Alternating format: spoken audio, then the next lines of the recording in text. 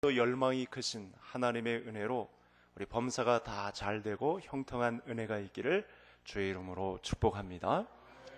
사진을 보면서 말씀을 이어가겠습니다. 우리 성도님들이 뉴스에서 확인하신 분도 있겠습니다만 지난 8월 30일 부산 앞바다에서 스킨스쿠버 다이빙을 하다가 조류에 휩쓸려서 20시간 만에 구조된 한 남성의 이야기입니다. 부산 앞바다에서 실종이 되었는데 66km 떨어진 울산 앞바다에서 발견이 되었습니다. 보통 여러분 성인 남성의 경우 한 5시간 정도 버틴다고 합니다.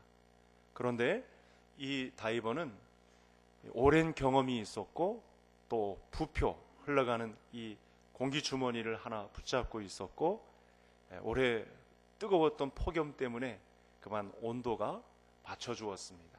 여러 가지 상황이 20시간이 지났음에도 불구하고 살아낼 수 있었던 비밀이 있었는데 이 모든 이유를 다 들여대도 이 결정적인 이 살아남의 증거가 하나 있는데 저 다이버가 입고 있었던 슈트입니다. 다이빙 슈트라고 하는데 옷이죠, 옷. 이 옷이 부력을 사람을 뜨게 만들고 체온도 유지하게 만드는 아주 결정적인 요인이 되었다는 것입니다. 우리가 세상을 살아갈 때 입어야 할 다양한 옷들이 있죠. 운동할 때 입는 옷, 수영할 때 입는 옷, 그리고 학교 갈 때 입는 옷, 또 이렇게 예배당에 올 때 입는 옷, 또 소방관들이 입는 옷, 또 우주인이 입는 우주복. 이게 때에 맞는 옷을 입기에는 상당히 불편함을 감수해야 되는 그런 옷들이 있습니다. 여러분, 우리가 이 세상을 살아갈 때 그리스도인들이면 반드시 입어야 할 옷이 있다고 말씀합니다. 그래서 말씀을 준비하다가 마침 오늘 말씀이 이 내용과 비슷하다, 똑같은 감동을 줄 수 있겠구나, 그렇게 생각하고 이 말씀을 드립니다.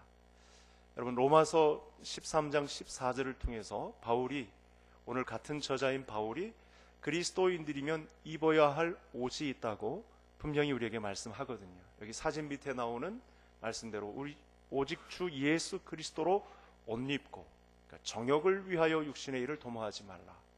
그러니까 영적으로 우리가 세속사에 짓눌려서 정욕에 의한 이 욕망의 옷을 입는 것이 아니고 예수 그리스도의 말씀으로 인한 옷을 입어야 할 부분이 있다는 말씀을 우리에게 주고 있습니다. 그러니까 내가 지금 정확하게 이 영적인 옷을 입고 있는지, 입었는지 안 입었는지 잘 착각하고 있는지, 입었는지 못 입었는지 모른 채 지내고 있는 것은 아닌지 또 오늘 말씀을 통해서 살펴보도록 하겠습니다.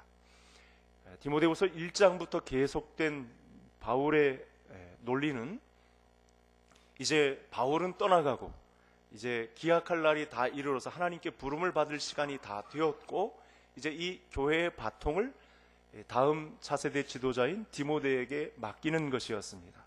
그래서 매 순간마다 유언과도 같은 말씀이 디모데에게 선포되고 있습니다.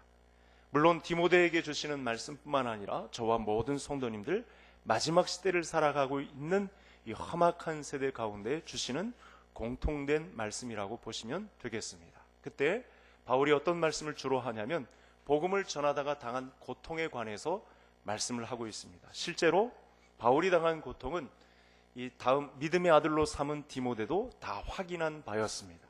가까이서 복음을 전하다가 당하는 이 바울의 고통이 무엇인지 누구보다도 디모데가 잘 알고 있었습니다. 그래서 구구절절 하시는 말씀을 보게 되면 안팎으로 이 고통 속에서도 하나님의 말씀을 전했던, 그 말씀에 의해서 교회가 세워졌던, 하나님의 나라가 확장되었던 비밀에 관해서 바울이 지금 디모데를 독려하고 있는 장면이 나타났습니다. 그 가운데 고난 가운데서도 하나님이 주셨던 은혜가 너무너무 강렬했던, 그래서 이 험악한 세상이었지만 복음 전하기에는 너무나 장애물이 많았지만 그래도 끝까지 믿음으로 승리할 수 있었던 비밀에 관해서 오늘 말씀을 주고 있습니다. 따라서 우리 성도님들의 신앙생활도 오늘 본문대로라면 절대 녹록지 않을 텐데 믿음 생활을 감당한다는 것이 그렇게 쉽지만은 않은 길일 텐데 우리가 바울처럼 어떻게 이길 수 있는지, 이 이김의 비밀을 디모데에게 설교할 때 그 받았던 비밀의 말씀이 저와 성도님들에게도 오늘 설명이 되셔서 믿음의 진보를 이루고 하나님을 잘 알고 끝까지 이 거룩한 승리를 거머쥘 수 있는 우리 모든 성도님들 되시기를 간절히 소원합니다. 우리 화면을 보시면서 11절 전반절 말씀을 우리 다 같이 함께 같이 읽겠습니다. 박해를 받음과 고난과 또한 안디옥과 이고니온과 루스드라에서 당한 일과 어떠한 박해를 받은 것을. 여러분, 이 말씀을 통해서 바울의 선교팀이 당해야 할 이 고난이 어떤 것인지 잘 알 수 있는데요. 마침 지금 새벽 예배에서 이 같은 말씀을 우리가 보고 있습니다. 사도행전 15장까지 나갔는데 마침 이 디모데후서 3장 11절에서 말씀하고 있는 바와 똑같은 상황이 펼쳐지고 있습니다. 그때의 경험을 이야기하고 있는 것입니다. 안디옥, 이고니온, 루스드라, 아주 유명한 도시인데 복음이 전해진, 교회가 세워진 초대교회 이 도시들인데, 특별히 루스드라에서 일어난 일을 이제 성도님들과 같이 나누고 싶습니다. 안디옥이나 이고니온이나 루스드라나 다 똑같은 상황인데요. 특별히 루스드라에서 이런 일이 있었습니다. 바나바와 바울이 복음을 전하는데 이 루스드라 도시 모든 이 주민들이 다 아는 이 다리 장애를 겪는, 어려서부터 다리를 못 쓴 한 형제가 복음을 듣고 있었는데 바울이 복음을 전하다가 그만 이 사람에게 믿음이 있는 것을 보고 외칩니다. 그 자리에서 일어나라. 이렇게 말씀을 전하는 중간에 이런 외침이 있었습니다. 동시에 그 누구도 다 아는, 모든 사람들이 다 이 사람의 어려서부터 이 다리를 장애를 겪는 상황을 다 아는 가운데 이 사람이 그 자리에서, 다른 사람들은 다 알고 있는 사실인데 그만 그 자리에서 일어서는 놀라운 기적이 펼쳐진 것입니다. 그래서 많은 사람들 중에 또 바울이 마침 복음을 전하고 있었고, 그래서 이 기적과 함께 수많은 사람들이 복음을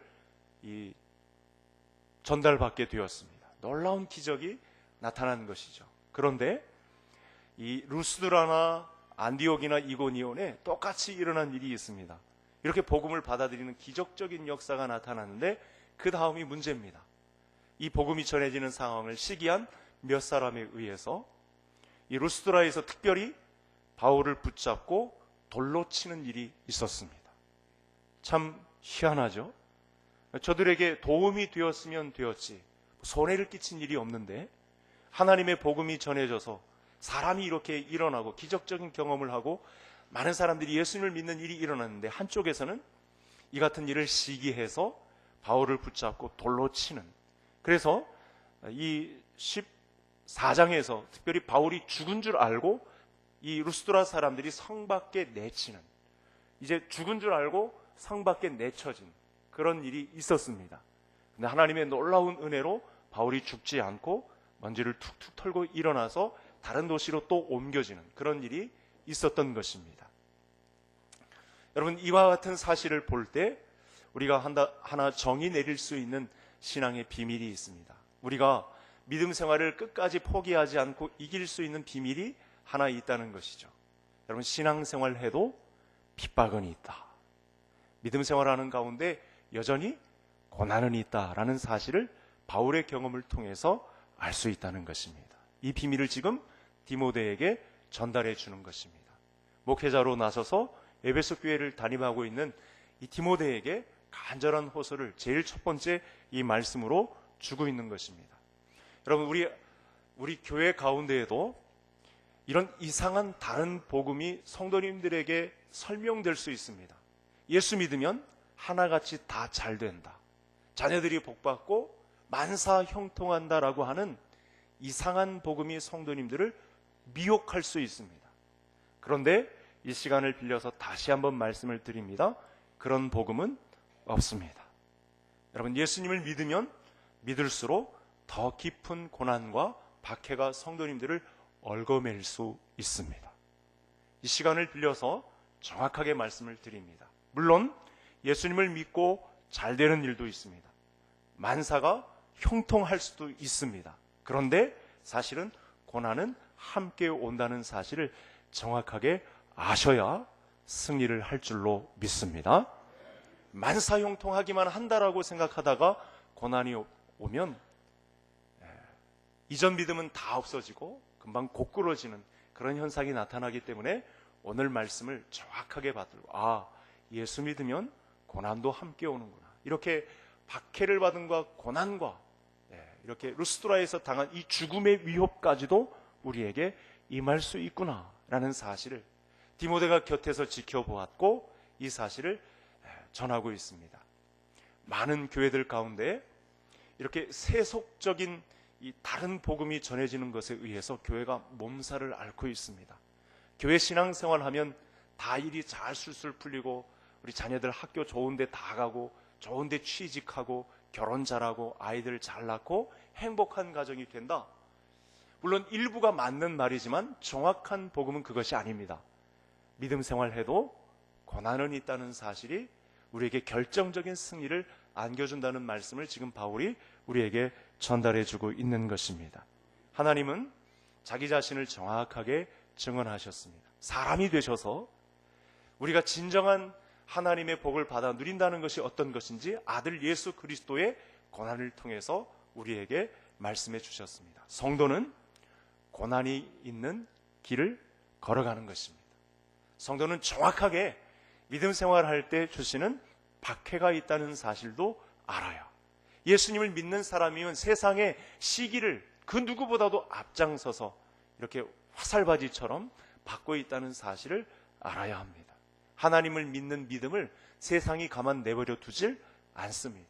성도님들이 믿음에 의해서 복받는 비결을 이 공중권세 잡은 자가 절대로 가만 내버려 두지 않는다는 사실. 그래서 내가 지금 고통을 겪고 있고 육체의 질고를 알고 있고 남들이 모르는 나만의 고통을 내가 겪고 있다는 사실을 오늘 말씀에 대입해 보시면 절대 쓰러질 수 없는, 절대 중간에 포기할 수 없는 믿음이 성도님들에게 발생할 줄로 믿습니다. 그래서 10절 말씀을 이렇게 이야기하죠. 우리 10절 다 같이 함께 읽겠습니다. 나의 교훈과 행실과 의향과 믿음과 오래 참음과 사랑과 인내와. 여러분 신앙생활을 할 때 받게 되는 이 박해와 핍박, 인내 가운데, 오래 참음 가운데 바울이 받았던 바울이 믿음의 경로를 따라서 걸었던 이 축복의 비밀 절대 놓치지 말아야 합니다. 믿음 생활에도 핍박은 있습니다. 세상은 어둠의 권세가 판을 치는 것입니다. 하나님이 허용한 범위 안에서 마음껏 활약하고 있는 때입니다. 그래서 하나님을 잘 믿는 사람에게는 시기가 있을 수밖에 없습니다. 성도님들이 이렇게 주의를 구별하고 예배하는 자리를 사모할수록 세상은 여러분을 타깃으로 하고 있습니다. 그때 그것을 이상히 여기지 말고 믿음 생활할수록 나에게 고난이 있다 라는 사실을 받아들이면 너끈히 이 세상을 이기는 비밀로 나아가게 될 줄로 믿습니다. 자, 두 번째 화면을 한번 보시겠습니다. 11절 하반절 말씀인데 다 같이 읽겠습니다.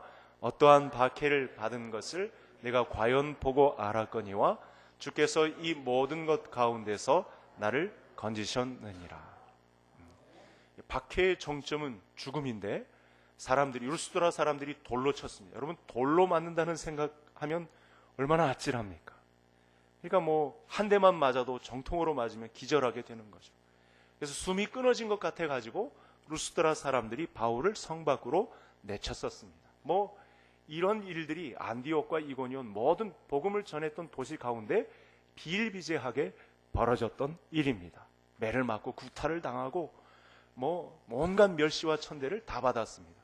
기적도 동시에 행했는데 놀라운 하나님의 능력을 나타내었었는데도 이와 같은 어처구니 없는 일들이 각 도시에서 펼쳐졌던 것입니다. 그런데 이 하반절에 말씀하는 내용이 있죠.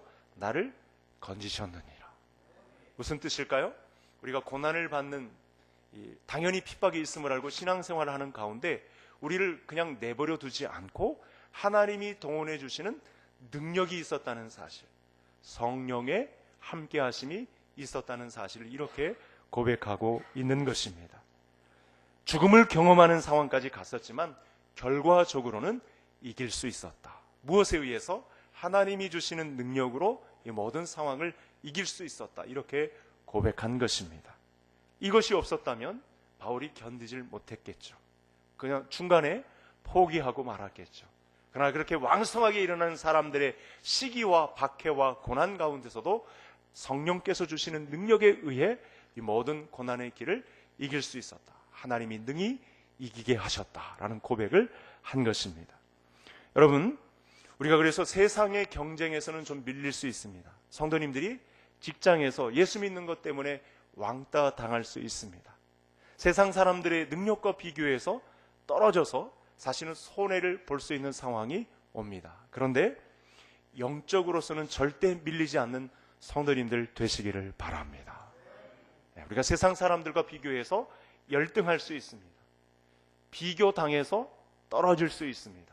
그런데도 이렇게 우리에게 말씀을 주셔서 세상을 능히 이기게 하시는 하나님의 말씀에 있어서는 절대 양보 없는 성도님들이 되셔야 한다는 것입니다.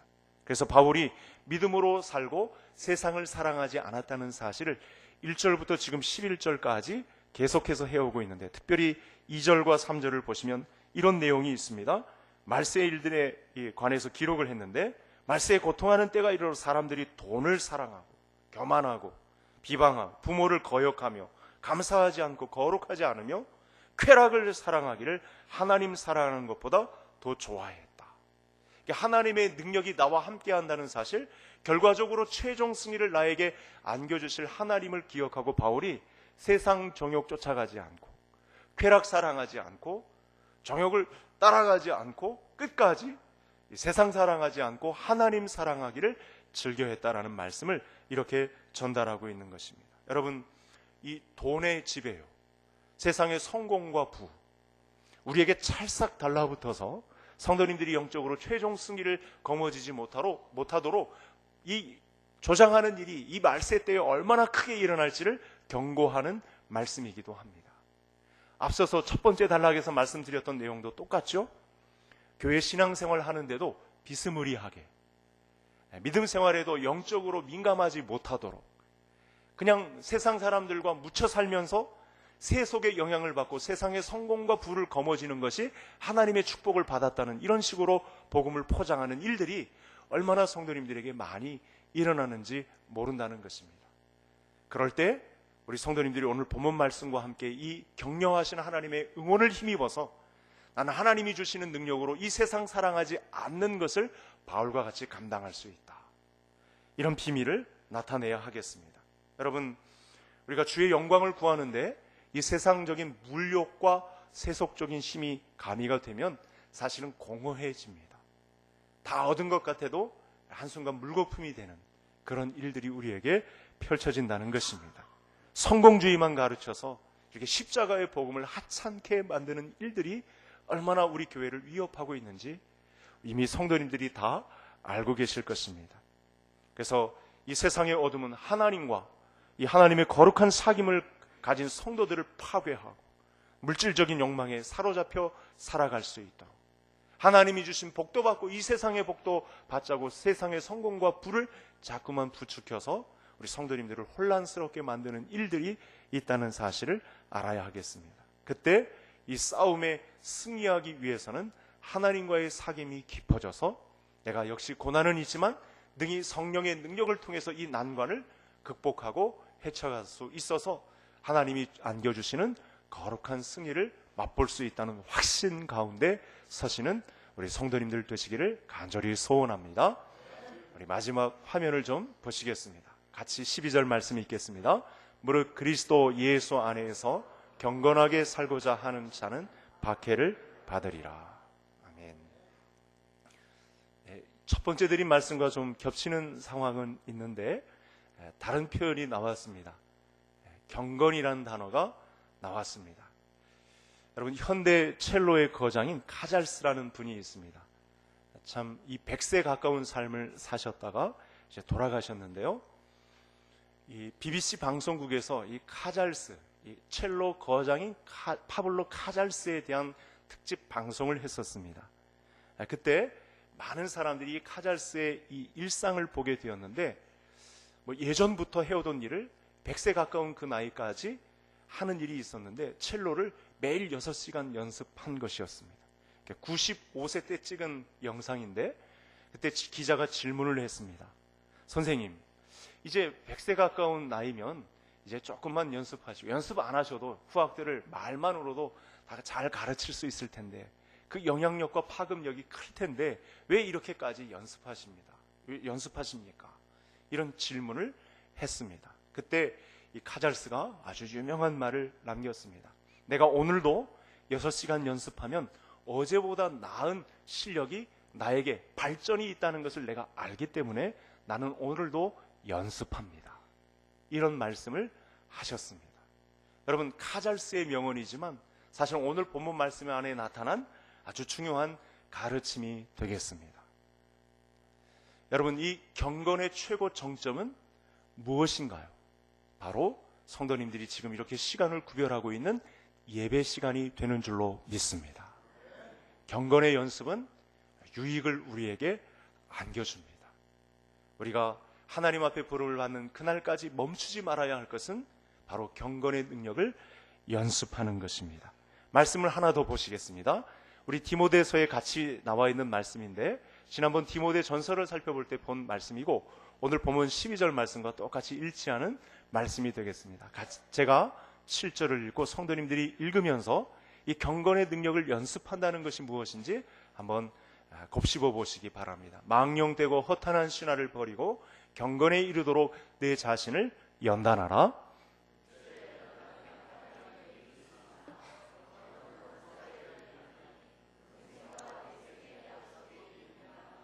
아멘. 이제 조금 후면 바울이 로마 형장의 이슬로 사라집니다. 최종 승리를 거두었다고 하나님 앞에 믿음의 고백을 감당했는데, 바울이 최종 승리를 거둔 이유는 바울이 건강해서도 아니고, 바울이 강직해서도 아니고, 그가 담대해서도 아니고, 그가 뛰어난 학력에 의한 것도 아니고, 유대인 베냐민 출신 성분을 가지고 성공한 것도 아니고, 바로 이 경건의 연습을 통해 승리를 거머쥐게 되었다. 이렇게 말씀을 주고 있습니다. 그래서 그리스도인들 가운데 장담은 금물입니다. 최종 승리를 거두기 위해서는 어린아이가 되어서 내게 주신 하나님의 말씀과 기도로 거룩하여지는 일을 연습하는 것, 이것밖에 우리에게 승리의 보장은 없다는 사실. 다시 말씀드리지만 여러분, 경건의 최고봉은 하나님 앞에 예배를 드리는 것입니다. 주일을 구별하고 하나님 앞에 예배 드리는 일이 하나님 앞에 그야말로 저는 자랑스러운 일이라고 감히 우리 성도님들 앞에 공개할 수 있습니다. 주님 오시는 그날까지 예배를 목숨 걸고 지키는 현장 가운데, 여기서 경건으로 연습되는 우리 성도님들의 모습 가운데 최종 승리를 보장해 주실 하나님의 승리가 있다는 사실 앞에 오늘도 예배드리기를 힘써 모여서 하나님 앞에 드리는 우리 개성의 모든 성도들 되시기를 주의 이름으로 축복합니다. 하나님